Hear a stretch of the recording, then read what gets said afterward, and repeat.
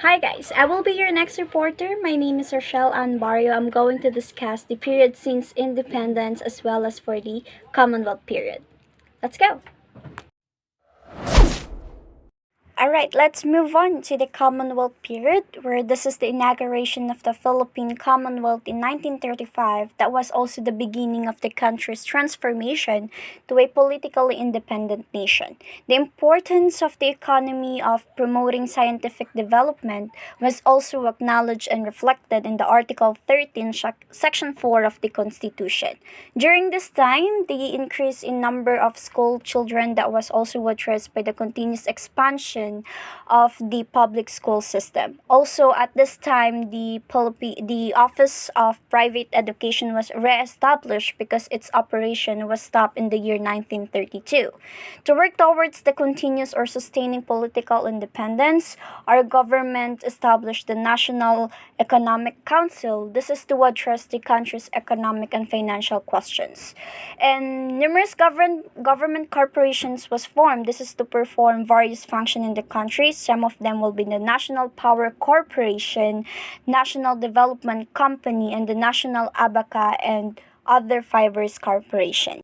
Alright, we have here the Bureau of Mines. This is also part of the government's goal to encourage and assist every Filipino businessman to build industries and into mining exploration and development. So despite of this effort, the goal of Commonwealth government to have an economic self-reliance was not attained. This is because of the Americans still have the control over the foreign trade policies as well as because of the Japanese occupation. That was also lead into a destruction of institution that was built for the country's science and technological development. Right, so we'll talk about the period since independence. After the country regained the independence in the year 1946, the support for scientific research and development through education was still continued, and was supervised by the Department of Education and Culture.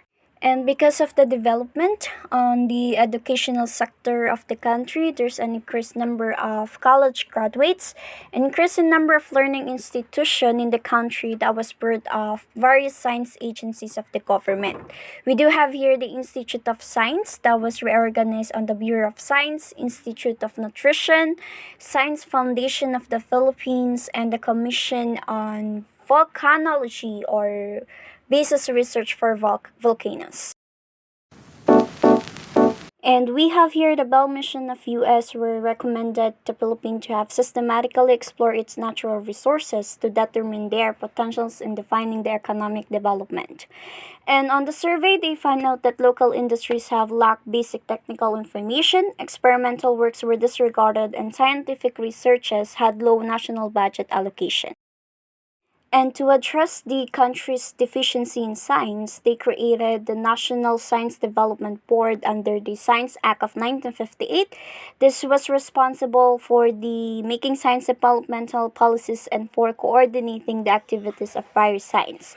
It was expanded through agencies that is for Philippine Inventors Commission, Philippine Coconut Research Institute, Philippine Textile Research Institute, and Forest Research and Industries Development Commission. So agencies under NSDB. First is the Metal Industry Research, Science Foundation of the Philippines, Philippine Science High School, Philippine Council for Agriculture and Resources Research.